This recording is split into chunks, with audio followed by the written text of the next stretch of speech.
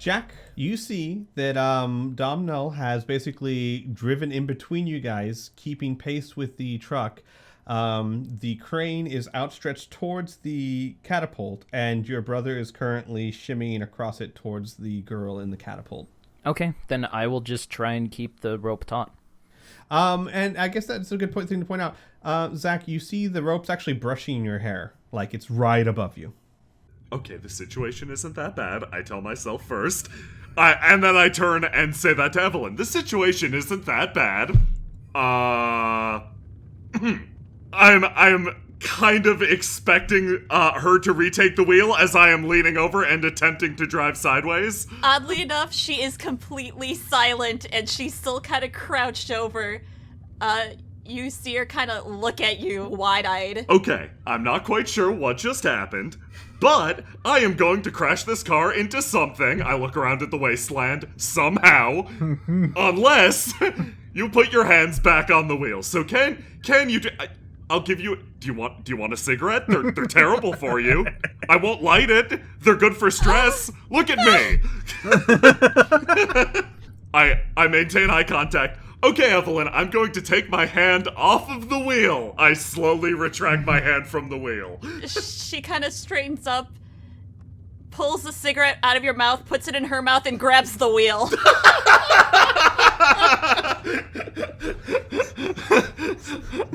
I slowly sit back down, open up the glove compartment again. They rain down on the floor of the car. Oh, man. Oak? He's going to yell down at Mel. Oak converses with Mel. You are taut and tethered to the other vehicle that has the child. Be aware. As he gets out some planting shears. You hear from inside the cab, I'm what to the what? And then you hear, just keep driving straight. Zach, your turn. Gonna continue to shimmy along till I get to the very arm there, and I know there's 6 feet in between us. Mm-hmm. So, I'm gonna jump it. You land in there, maybe not the most gracefully, but you land in there okay.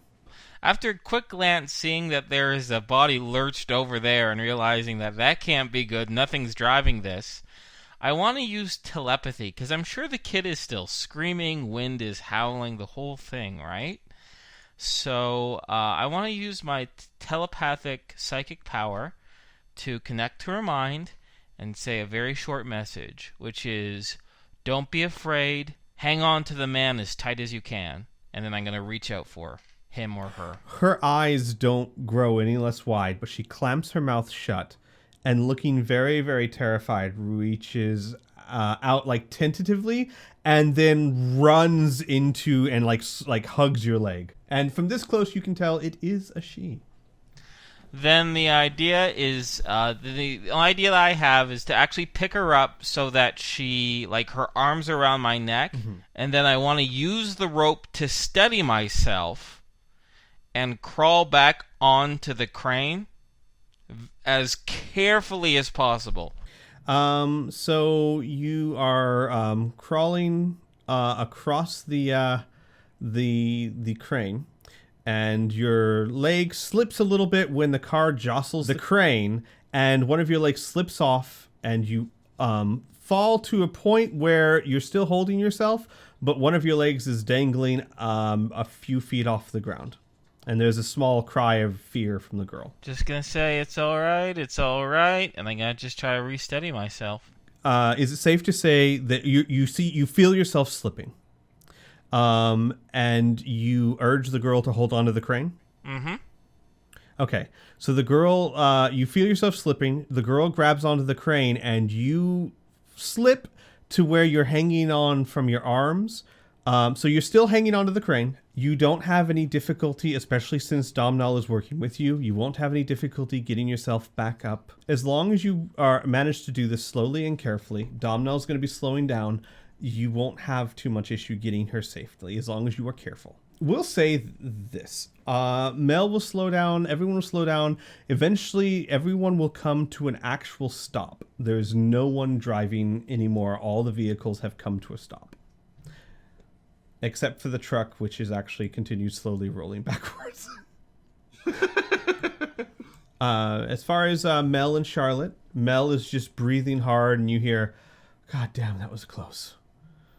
Charlotte is quiet. You hear no noise from her. I'll get off the back of the truck with the child. I'll keep her either by the hand or whatever she's comfortable with. And I'm going to start walking towards Mel's side, the driver's side of the big truck. Okay. She's terrified enough that she is clasping your hand pretty strongly, but she's walking with you quietly. I turn to my side and I flash Evelyn a smile and say, "Good job!" and hold out my hand for a low 5. It looks suspiciously like I'm asking for something, unfortunately. She gives you the cigarette back. Yep, I take the cigarette back and just kind of look a little disappointed. I flick it out the window. "Good job! Good work!" Good job to you for, did you hit my forehead? Yeah, I did other things, but yeah, that was part of it. Yeah, other things happened too. Hard to prove things mostly. Same with you to a certain extent, except for the driving part. The driving was amazing. Where did you learn to drive like that? Backwards? Oh, I really didn't learn. I learned to stay on one side of the road and make sure you check all your mirrors and I kind of did that. Where did you go to driving school? Because kind of like I want to go now. Like me, I want to go. I don't know. I just took the one at Corsairs. I mean, it was extracurricular. I needed the credits. My brow furrows thinking back to the Corsairs driving school and how Evelyn's driving is in like an entirely different dimension from what I saw there. Evelyn, you get a flashback of a certain Corsairs driving instructor that says, "Turn now!" She screams again, having that flashback. I respond by letting out a tiny shriek, but hold it in mostly. Sorry about that. We should go see the others. Yeah, I thought you got shot again. No, I'm fine. She gets out of the car. I just lean back in the chair and let the fact that we're not moving anymore backwards or in a direction sink in. Frankly, the entire world spins around and I feel like throwing up. I was about to say, if you look over, you see Evelyn lurch forward and upchuck any contents that was in her stomach. Yeah, Cor throws up out the window too. Oak is currently trying his best to find a way down this thing. Is rather high up, and I don't think he can really slide off of this jagged thing. He knows all of... You'll find that in between the cab and the trailer, there is a ladder that leads down in between them. Mel gets out of the truck, and as soon as you get down, Oak, he gets out and he goes, "Is she okay?"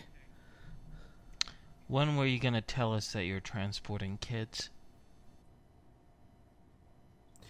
His face gets a little bit hard, and he says, "Well, if all went well, never, or at the very least, when I was way beyond Manslayer's control."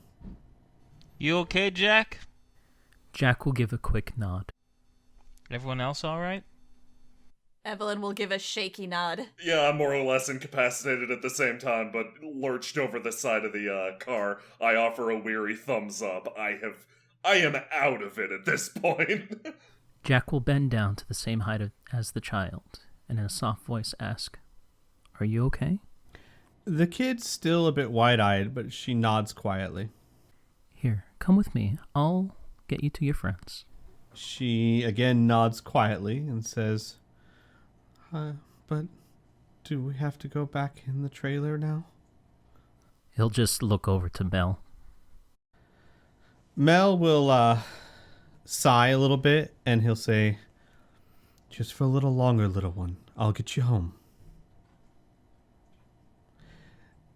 And then Mel will look back up to Zach, and he'll say, "What would you do? You're smuggling the most prized possessions from a psychopath and her horde. You wouldn't go around telling anyone what you're doing." Yes, I tricked you for your help, but I had good reason. You're snapping in the back while Oak is actually ripping apart the plywood. Zach is just going to shake his head at Mel and bring a hand up like, I don't want to listen to this. And he's going to walk away. And he's going to say, hey, Oak, Domino's still in the truck. He got shot up pretty bad. Can you look at him? He stops breaking up the wood, and he immediately starts walking towards...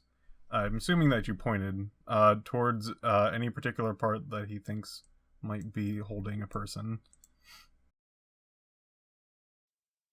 Well, the truck is certainly holding a person, bleeding profusely.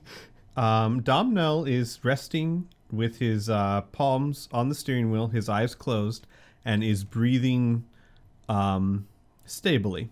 But he seems to be... Actually, Oak, you'd probably find this film familiar. He seems to be close to meditating, or at least trying to reach a condition of calmness. I believe I already know the diagnosis of this. I believe the rattle of bullets probably have done this. Good. Taking them out might take some time, but thankfully he's actually told me much about his anatomy. Okay. Yeah. So there shouldn't be too many complications. God. Okay. You'll hear, all of you will hear. Mel will raise his voice and he'll say, we shouldn't stay here too long. They'll come looking for us. The truck took some damage. It'll need some repairing. I know a cave nearby. We'll get there, spend the night, and then, I don't know, figure out where to go from there. Figure out where to go? You said you could take us to Maneater. You have no idea where she is, do you? Oh, now I do. I'm quite sure I know where she is. And you want Maneater that badly? Stick around, kiddo. She'll come right to you. Don't call me kiddo. You're still in some pretty deep shit with me. You understand? He looks at you and raises an eyebrow.